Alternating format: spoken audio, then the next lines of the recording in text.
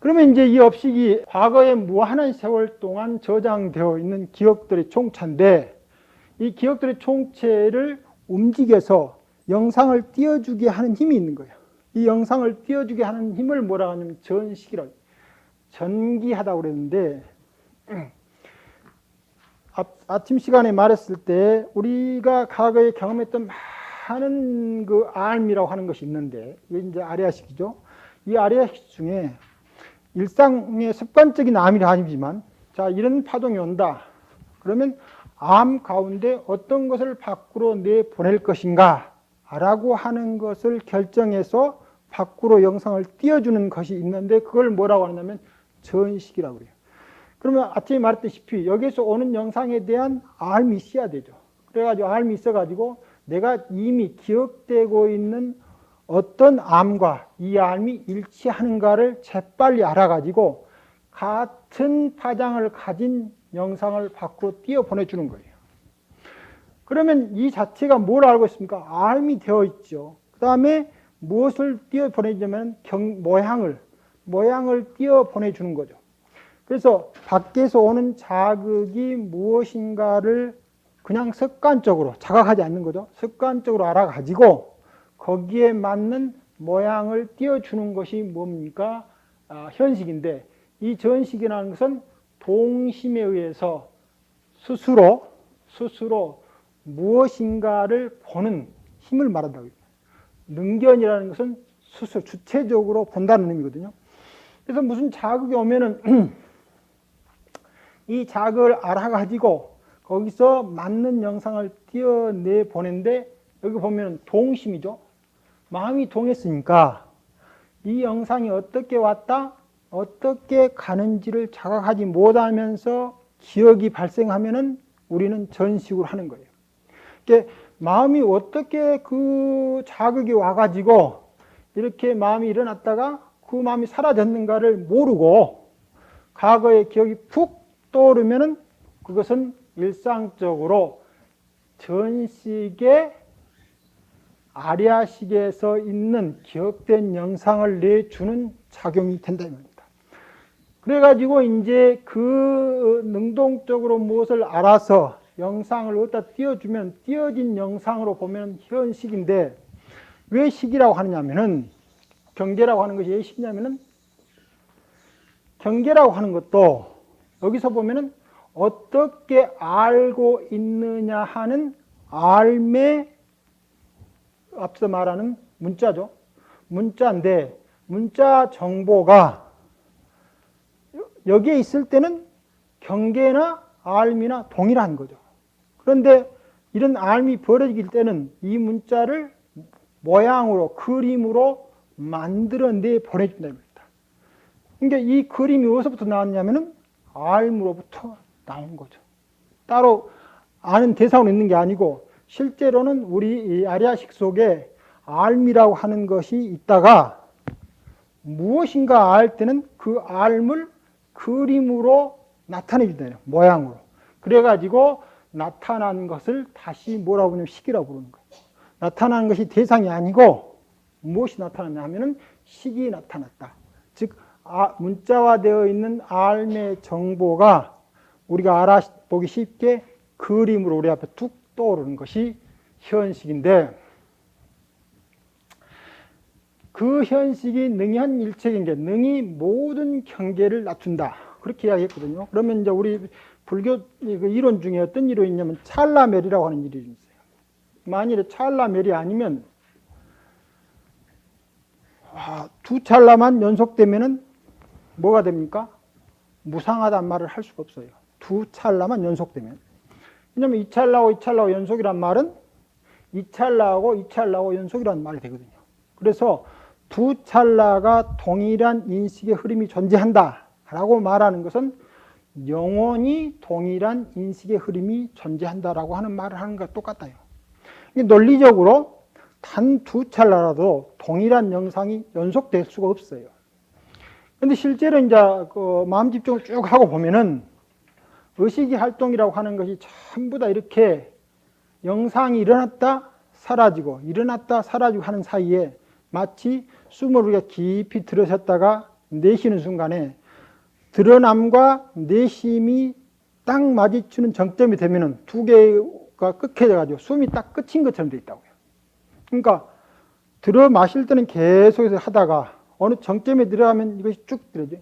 포물선이라고 하는 것이 밖으로 이렇게 뚝 가다가 떨어지는 어떤 정점이 오면은 정지처럼 돼 있대요. 그러니까 여기에서 아주 짧은 시간이지만 잠시 정지를 하는 거예요. 그러니까 인식이라고 하는 것도 발생해서 소멸하고 발생해서 소멸하는 이 과정 가운데서 이런 정점과 이런 맥점이 오면은 마치 인식이 사라지는 것처럼 딱 있는 거예요. 그래가지고 순간순간 의식들이 사라지는 거예요. 찰나멸적으로. 근데 우리는 마음 집중을 해보지 않았기 때문에, 마음 가보지 않았기 때문에 아침에 깨어나 저녁에 잘 때까지는 연속으로 쭉 있는 것처럼 돼 있는데, 이 그림이 나왔다 사라진 것이 마치 포물선을 그렸다 위로 던졌는데 어느 정점에 잠깐 쉬고 떨어지고, 호흡을 쭉 들어 마시다 내쉴 때 호흡의 처음, 들어 마시기 처음과 내쉴 때 마지막에 잠깐 호흡이 쉬듯이 암도 그렇게 쉬는 거예요. 그러니까 암과 암 사이에는 갑자기 암이 사라지는 경계가 나타나는 거예요. 다음 찰나에는 암이 완전히 새롭게 또 일어나는 거예요. 자, 새롭게 일어날 때 이 우주라고 하는 상황은 그대로 있고 암만 새롭게 발생하는 게 아니고 그 순간에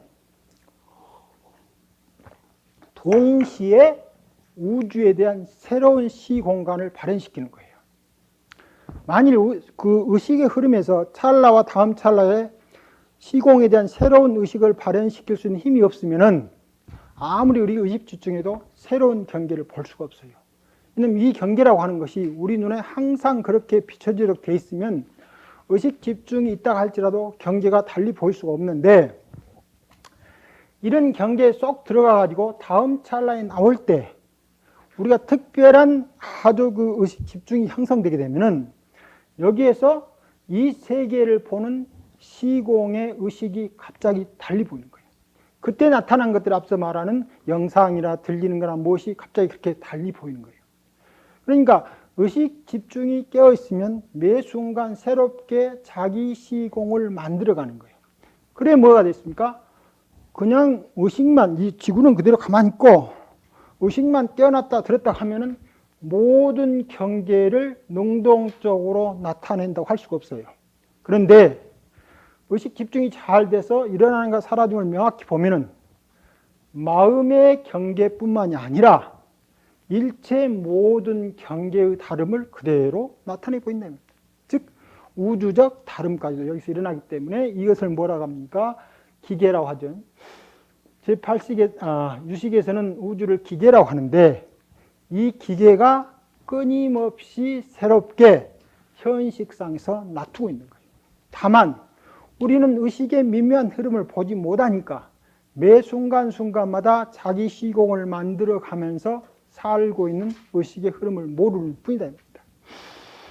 여기서 능연일체 경계라고 하는 것은 우리가 마음이라고 하는 어떠한 경계를 능동적으로 놔두는 것뿐 아니라 그 자체가 실제는 자기 법계를 능동적으로 놔두고 있다 이 말입니다. 마치 밝은 겨울 가운데 모든 색상에 팍 나타나는, 겨울이 있으면은 거기에 모든 색이 딱 듣듯이 이 마음 심이 이쪽 되면은 다음 찰나에 전 찰나하고 다른 이숙으로서의 마음이 발현하는 거예요. 그래서 우리가 크게 이숙을 보면은 삶과 우리 인간의 태어남과 죽음 과정에서 일어나는 이숙도 있지만, 의식이라고 하는 것이 매 순간순간 이렇게 해서 이 정점에서 갑자기 의식 사라짐이 있다 이 말입니다. 실제 사라지는 거 아닌데 갑자기 그 작용이 안 해요. 그래서 사라진 것 재밌으면서 정보가 전달되는데, 이 순간의 다름이 이 전찰나의 자기 삶을 만드는 법계적 배경하고 후 찰나에 만드는 법계적 배경이 다르다 이 말입니다. 그래서 부처님처럼 깨달은 순간 완전히 이것은 중생세간의 부처가 존재하는 게 아니고 완벽하니 부처님 세계를 만들어서 존재해서 흘러간다 했기 때문에 부처님처럼 깨달은 사람들의 특징을 불계연기라고 합니다. 불계연기. 물론 이것이 이제 후기에 오면은 진여를 가지고 있는 마음의 특성 때문에 모든 중생들이 다 불계 연기한다라고 말하고 있지만 근원적으로는 깨달은 사람들이 매 순간순간마다 깨달음으로 세계를 순간순간 창조하고 있는 흐름을 불계 연기라고 말하기 때문입니다. 저녁에 잠잘 때는 뭐 할 수가 없지만 아침에 일어나서 잠이 들기 전까지는 항상 먼 생각들이 끊임없이 발생하니까 이 생각들이 계속해서, 즉 생각의 양상들은 다 다르지만은 생각하고 있는 그 생각 자체는 계속해서 이어진다라고 생각을 하고 있습니다. 근데 이제 아까 말한 대로 지금 생각이 어떻게 일어나고 어떻게 사라진지를 잘 모르는 거죠. 나는 그것이 정말 어떻게 일어나고 사라진지에 대한 반성지가 형성되지 않았기 때문에, 즉 따져 물어보면, 이제 전에 한번 사유할 때 잘 생각해야 된다. 그 앞에다 뭐를 붙였냐면 비판적 사유라고 이렇게 붙였죠. 불교에서 뿐이 아니라 제가 말한 이런 모든들도 일단 듣고 그대로 머릿속에 기억했다가 다시 하는 게 아니고, 저 말이 지금 무엇인가 이렇게 비판적 사유로 하라고 했는데, 이 비판적이란 말이 무슨 말이냐면은 따져 묻는 거예요. 그 말이 옳은지 따져 물어보는 거예요. 스스로한테 물어보는 거예요. 이 비판이란 말은 따져 물음입니다. 그러니까 누가 나한테 무엇인가를 가르쳐 주면은 잘 받고 그것이 그런 것인지 잘 따져가지고 물어봐야 돼요. 그런데 어린애가 되면은 따지지 않고 잘 물어요. 근데 우리가 커오는 과정 중에서 물어보는 것을 다 잃어버렸어요. 왜냐하면은 우리 때 사람들이 물어보면은 별로 그렇게 좋아하지 않은 것처럼 지내왔기 때문에 가정에서나 사회에서나 어느 정도 지나고부터는 거기에 대한 신비한 어떤 그런 것이 능력이 없어져 가지고 의뢰 그러는 것처럼 생각하는 거예요. 이제 의뢰 그러는 것처럼 생각하는 이 과정까지 따져 물은 조건이 뭡니까 하면은 어린애가 태어나서 현재 세계의 새로운 학습을 하고 있는 과정인데, 이 학습 과정이 철저히 이제 불교로 말하면 분별기 번뇌를 만든데, 분별기라고 그러는데, 분별기 번뇌를 말하는데 여기서 따져 물은 것을 뭐니까 어른들이 학습해 내온 결과를 다시 이렇게 주는 거예요. 그래가지고 이제 자기가 과거의 마음 가운데서 어떤 이야기를 따져 묻기는 했지만 그것을 판단하는 그리는 능력을 가지고 있는데, 그 그리는 능력하고 현행에 태어나서 부모나 어른들로부터 학습한 것하고 어느 정도 합쳐지면은 그 다음부터는 묻는 것이 사라져 버려요. 그러니까 이제 그것이 왜 그러는가를 묻지 않고 너무나 당연한 것처럼 여기는 순간부터 이제 완전히 우리는 과거의 기억대로 살게 되는 거예요. 그러나 어린애가 태어나면 어느 정도까지는 이 과거의 기억이 현재화하는 과정 가운데서 뭔가 따져 묻는 것이 필요해요. 그래서 어린애한테 계속 질문이 필요하는데, 그 질문을 하지 않으면은 이제 그때부터는 어린애적 특성이 사라지는 거예요. 그런데 우리는 잘 생각을 해야 되는데, 그 생각이 내면에서 비판적, 즉 무엇인가 따져 묻는 일이 발생하지 않는데, 또 따져 묻기는 따져 묻되 어디로 따져 묻냐면 상대를 향해서는 따져 묻는 거예요. 네가 그렇게 하는 데는 이런 이유가 있다 라고 상대에 대해서는 아주 잘 따져 물으는데, 자기 생각에 대해서는 잘 따져 묻지 않는 거예요. 내가 보는 것이 정당한 근거를 가지고 있다는 생각을 갖게 되는 거예요. 내가 그렇게 보고 내가 그렇게 듣고 내가 그렇게 책에서 봤다. 그러니까 비판적 사유가 실제로는 행해지지 않는 거예요. 즉 상대에 대한 따져 묻는 것은 내 생각하고 다르다는 얘기죠. 그러니까 내 생각대로 비춰보니까 다른 것이지, 내 생각이 왜 그렇게 생각하고 있느냐는 자체적 질문을 발생시키지 않는 거예요. 여러분이 그런 자체적 질문을 발생시키지 않으면 하두선에서 화두라고 하는 것이 내적으로 자기 문제를 드러내는데 전혀 역할을 하지 못하는 거예요. 그러니까 이와 같이 무엇인가를 따져 묻는 습성이 없어지면서 문제가 현재 우리가 어떤 것인가 라고 하는 것을 제기시켜서 염려으로 상속시켜 갈 수 있는 이미 현저히 상실됐다.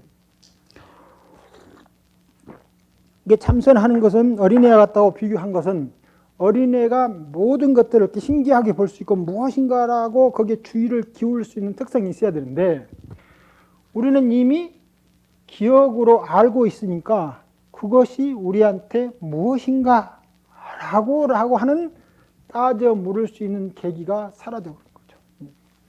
만일 우리가 그런 마음이 발생하지 않았다 하면은 과거의 기억 속에서 잘 살고 있는 줄 알다. 그래서 이제 다시 돌이켜서 자기 생각을 잘 비판적으로, 즉, 잘 따져 묻는 연습을 계속해 나가는 것이 앞서 말하는 불각하지 않는 활동이라. 즉, 불각하지 않는 활동. 그것이 무엇인가라고 따져 물어야 되는 거예요. 그러니까, 왜 그래? 라고 말할 게 아니라, 왜 그럴까? 라고 상대적 상황을 이해하려고 하고, 두 번째, 거기에 대해서 나는 왜 그 사건을 나는 이런 식으로 판단하고 있는 건가?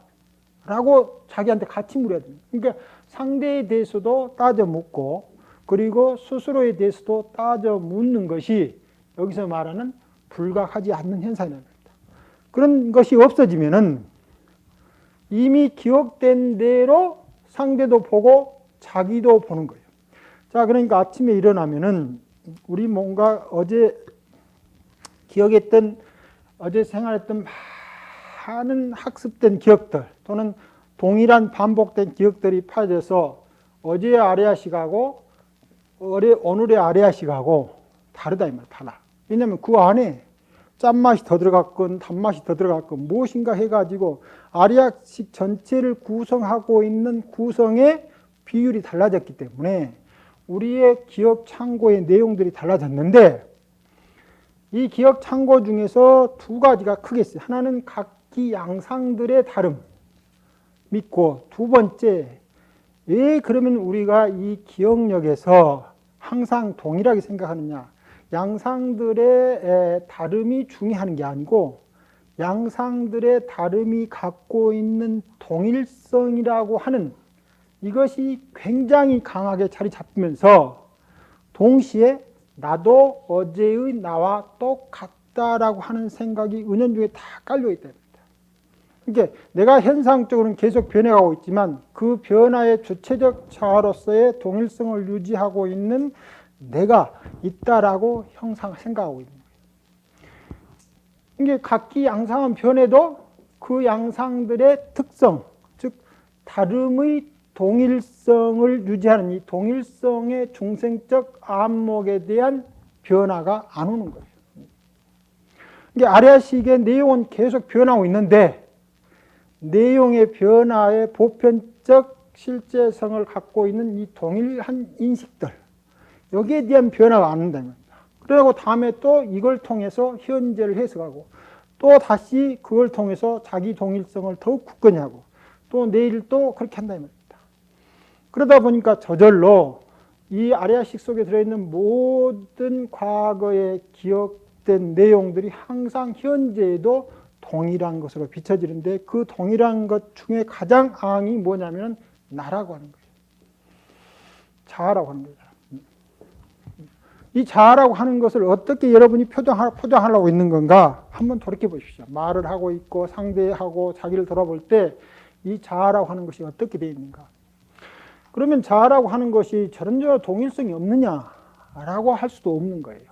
그래서 앞서 말한 동일성과 다름이 있는데 요즘에 이제 물질을 말할 때 가장 이제 20세기에서 가장 큰 충격을 주는 그 물리적 현상의 사실 중 하나가 뭐냐니까 빛의 양자 파동의 이중성입니다. 빛이 하나는 양자적 상황으로 활동을 하고 하나는 파동적 상황으로 활동해요. 파동이라고 하는 말은 무슨 말이냐면은 연속한다는 말이에요. 연속한다. 네. 양자적 항이란 말은 불연속이란 말이에요. 불연속. 매 순간순간 한 점은 존재하는 거예요. 동일한 어떤 그 형태가 연속적인 것이 아니다. 근데 파동할 때 연속이라고 하는 것은 우리가 말하는 저기서 이렇게 오는 것만 연속이 아니고 이 속에 전자가 파동으로 있다고 하면은 이 속에 전자가 하나 있으면 이 방 전체가 다 전자가 있는 것처럼 존재하는 거예요. 그것이 연속성입니다. 그 다음에 만일에 그 중에 양자적 상황이라면 여기서 전자가 하나 딱 발견되면 그와 동시에 다른 이 방 안에 있는 전체적인 상황에서 전자는 사라져요. 그리고 여기서만 딱 전자가 있는 거예요. 그 전에는 전자가 마치 이 방 전체에 있는 것처럼 작용하다가 어떤 특별한 상황이 있으면 한 곳에만 독자적으로 존재하고 있는 것처럼 보인다. 물질이. 그런데 희한한 것이 이 빛이 지나가는 궤적을 보면은 어떻게 지가 알아서 하냐면은 불연속적인 상황으로 흘러가야 될 상황은 지가 불연속적 상황으로 흘러가고 있고 연속적인 상황으로 흘러갈 시기가 되면 지가 연속적인 상황으로 흘러가는 거예요. 그러니까 빛이라고 하는 성질이 두 가지 성질이 있는데 그 두 가지 성질이 밖으로 드러나게 해주는 것은 빛만 가지고 있는 특성이 아니라 빛이 무엇과 어떤 환경과 만나냐에 따라서 그러한 것이 결정된다 이겁니다. 그래서 우리는 동일한 연속적 상황도 갖고 있고 불연속 상황도 갖고 있는데 이때 양자와 파동은 성격이 전혀 다른 거예요. 그러니까 전혀 다른 두 개가 빛이라온 하나 속에 들어있는 것처럼 보인다 이겁니다. 그러니까 이게 충격인 거예요. 충격. 어떻게 무엇인가라고 하면은 그것이 무엇으로 딱 결정이 돼 있어야 되는데 동시에 이것이면서 동시에 저것인가. 물론 동시에는 나타나지 않습니다. 양자적 상황이 되면은 양자로만 작용하고 있고 파동 상황이 되면 파동으로만 작용하고 있어요. 그런데 그 작용점인 반드시 어떻게 그것이 활동할 것인가 라고 하는 것을 결정하는 것은 빛 스스로 결정하는 것처럼 보이지만 그것과 어울려야 되는 환경을 통해서 보이는 거예요. 그래가지고 과학자들이 이제 이런 그 빛이 지나가는 통로를 만들어 놓고 아주 여러 가지 이런 통로를 복잡하게 만들어 놉니다. 복잡하게 만들어 놓고 여기서 이제 빛 알갱이 하나를 써 놓고 여기까지는 무슨 입자로 보이게 하고 여기서부터는 파동으로 보이게 하고 이런 그 장치를 많이 해놔요. 그러면 묘하게도 이 지나가면서 입자로 활동할 때는 입자로만 보이고 파동으로 지나가는 데는 지가 파동으로 보이고 또 입자로 가려면 입자로 보이는 거예요. 계속해서 거기에 관찰자가 마치 좀 입자를 보여주십시오 하는 말을 하는 것처럼 빛이 계속 자기 성질을 바꿔간다 이 말입니다. 그러니까 한 군데서 두 가지가 동시에 발견되지 않지만 마치 연속과 불연속을 마음대로 넘나든 것처럼 하는 거예요. 우리 마음이라고 하는 것도 자동일성이라고 하는 것을 유지시켜 가기 위해서 어떤 일을 벌이냐면은 자기 정체성을 유지하기 위해서 자기 정체성이라고 하는 것은 우리가 생각하면은 항상 어떤 동일한 상태를 유지하려고 동일한 모습으로 있다고 생각하는데 실제 안에서 벌어지고 있는 걸 자세히 보니까 나라고 하는 특성을 세우기 위해서 내가 존재하는 게 아니고 나라고 하는 것으로 보이기 위해서 이것이 인연에 맞게끔 끊임없이 자기 변화를 하는 거예요. 그러니까 무상한 변화야말로 동일하지 않죠. 변화했으니까 이미 달라지는 거예요. 달라지는 것이야말로 역설적이게도 자기를 동일하게 유지시키는 힘이 되는 거예요. 그래서 우리 기체를 우리 의식의 흐름을 명확히 보면은 마치 하나는 연속이고 하나는 불연속인 것들이 계속 이루어지면서 그 두 가지 상황 속이 마치 자아처럼 작용하는 거예요. 그러니까 동일한 연속적인 자아는 아예 애초부터 존재하지 않는데 그러한 것들이 끊임없이 변하면서 그 가운데서 연속적인 자아가 있는 것처럼 작동한다. 동일성과 변이성이 항상 함께 하는 것 자체가 자기 정체성이기 때문에 그 가운데 단 한순간도 변하지 않는 게 없다. 변화야말로 완벽하니 모든 생각들과 사물들의 자기 동일성을 유지시키는 힘이기 때문에 동일성과 변화라고 하는 모순적 통일이 우리 삶이다. 우리 삶은 모순이에요, 모순. 우리가 보는 상황에서. 그러는데도 불구하고 우리는 이 변화를 놓치고 이 가운데 이것만을 보는 순간부터 계속해서 변화를 수용하지 못하고 거기에 따라가지 못하면서 이제 근원적인 자기 정체성이 아니고 어디에 머물러 있는 자기 정체성이 됐다. 이러한 것을 또 뭐라고 하냐면은 업식이라 하고 무명이라고 하는 거예요.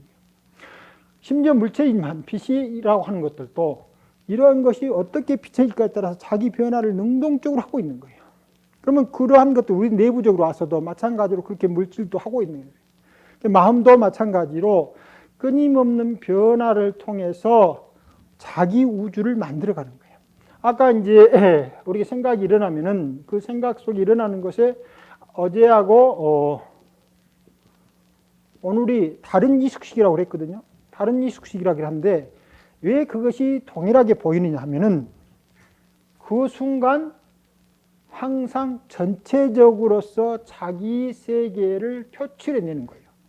이게 완벽한 다름인데 그 다름 자체가 항상 자기 세계라고 하는 것을 만들어가면서 다루는 거예요.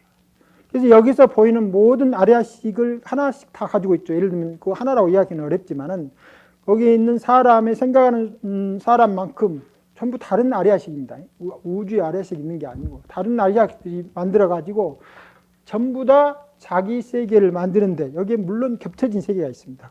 화엄에서 말한 이런 겹쳐진 세계를 중중무진이라고 하는데 그 중중무진 가운데서 끊임없이 변화를 통해서 자기 세계를 만들어가는데 이 전체적으로 자각된 자기가 실제는 자기 정체성인데 우리는 이 전체적으로 자각된 자기를 보지 못하니까 항상 변화하고 있는 어떤 상들만 보는데 특별히 이제 어떤 상은 지속적으로 변화가 있지만 이 속에서 일어난 미묘한 변화를 놓치고 대충 비슷한 것의 변화만 봐서 실제 변화하고 있는지 그것을 변화하지 않는 것처럼 여기면서 사건을 파악해서 그것으로 자기 세계를 삼는 순간 끊임없이 능동적으로 변화하고 있는 자기 세계의 구축에 대한 본래적 자기 정체성을 상실하고 망념의 자기 정체성을 만들고 그 망념에 따라서 자기 세계를 만들어내고 있다. 그러면 마찬가지로 망념 아닌 것은 그러면 능연일체 경계를 만들지 않느냐? 이것도 물론 만드는 거예요.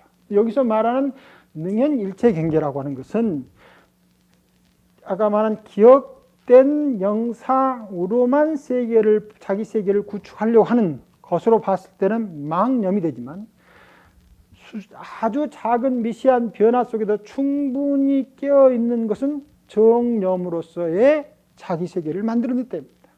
세계를 같이 만들고 있는 건 같은데 거기에 작은 변화들까지 다 깨어있을 때는 정념으로서 자기 세계를 만들어 가지고 상라가정할 때 부처님으로서 자기아가 성립되는데 물론 이 진화는 아닙니다. 또 개념을 바꾸면 진화라고 할 수 있겠죠. 근데 우리 안에 무슨 지금 이 뭔가 현상을 변화를 떠나서 그 속에 무슨 다른 진화가 있는 것처럼 생각하면 그 진화는 아니란 말입니다. 근데 정념의 자기 세계를 끊임없이 만들어 간다는 겁니다. 그런데 이 자기 세계는 묘하게도 다른 겹쳐진 자기 세계에서 독립하는 순간 존재할 수 없게 되는 거예요.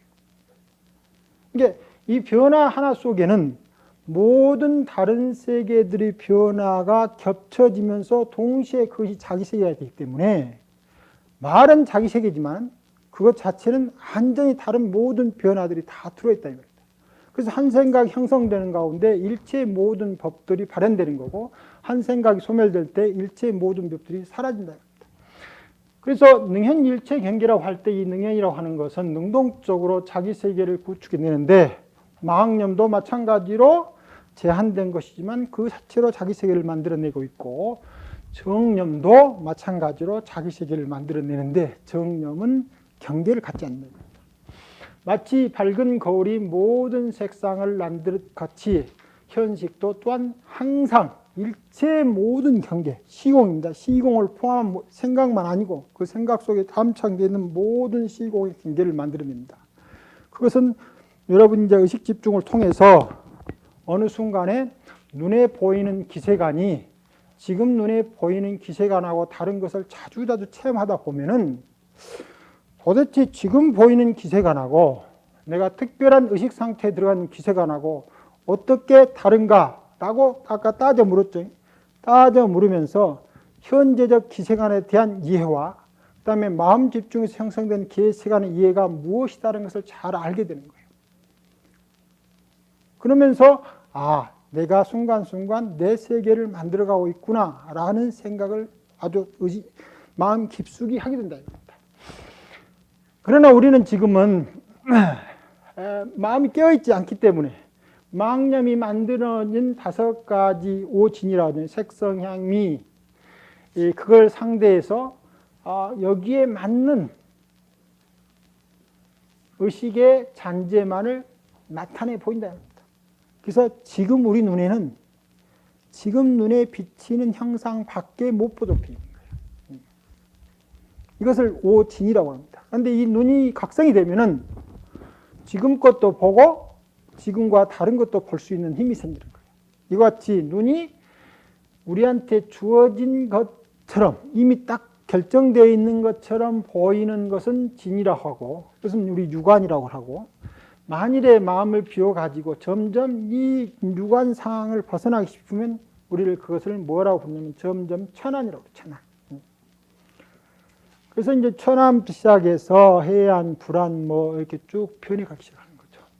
그때도 마찬가지로 현상이 나타나는데 그것도 마찬가지로 능현일체 경계입니다.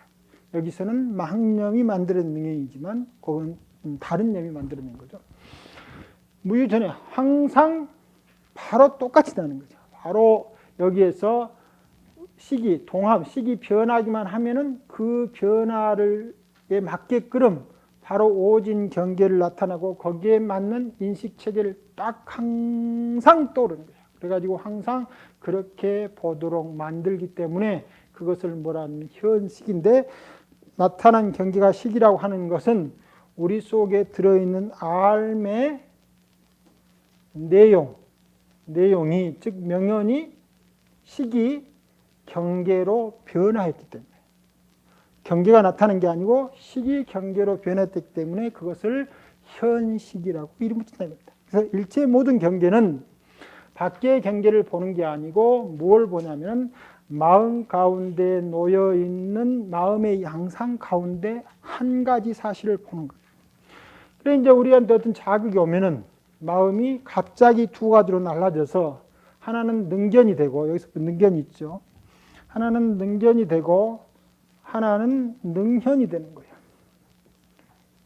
자, 지난번 시간에 어떤 말씀을 드렸냐면 우리가 수행이 깊어져 가지고 쫙 있으면은 이와 같은 상태를 또 보고 있는 어떤 보는 자가 있는 것처럼 된다. 이렇게 생각해서 지금 우리가 이제 나타난 바깥 경계를 일상으로 쭉 보고 있는데 마음이 깊어지면 이것 자체가 다시 경계가 돼서 보는 자가 형성되는데 그것은 어떤 의미냐면 실제 이와 같이 세 개로 나눠지는 게 아니고 이 찰나적 시간 간격 흐름이 달라지는 거예요.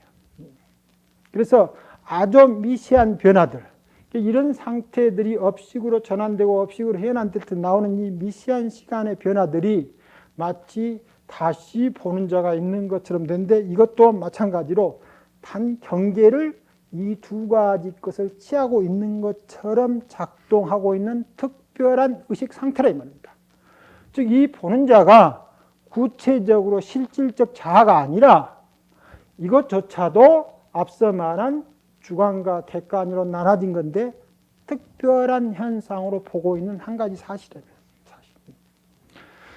그것도 마찬가지로 완전히 항상 능동적으로 경계를 나타내는 것일 때 이때 이 보고 있는 자는 순간에 바로 전찰나의 의식이 동시에 전찰나가 의식이 뭐가 되냐면 능견이 되는데 아까 의라 전찰나의 의가 전찰나하고 후찰나 사이에 미묘한 시간 간격을 잘 드러나지 않을 때는 이런 관계로만 보이다가 능동적인 의의 활동이 항상 후찰나로 할 때 보통 때는 거의 시간차 없이 변해 오는데 아주 미세한 눈으로 보고 있으면 이 시간차 없는 등무관년이라고 그러는데 이 등무관년의 흐름 가운데서 미세한 틈이 보이는 것처럼 보여가지고 이 능견의 전찰나가 보이고 이 보는 자가 현재적 능견이 되는 거예요. 현재적 능견.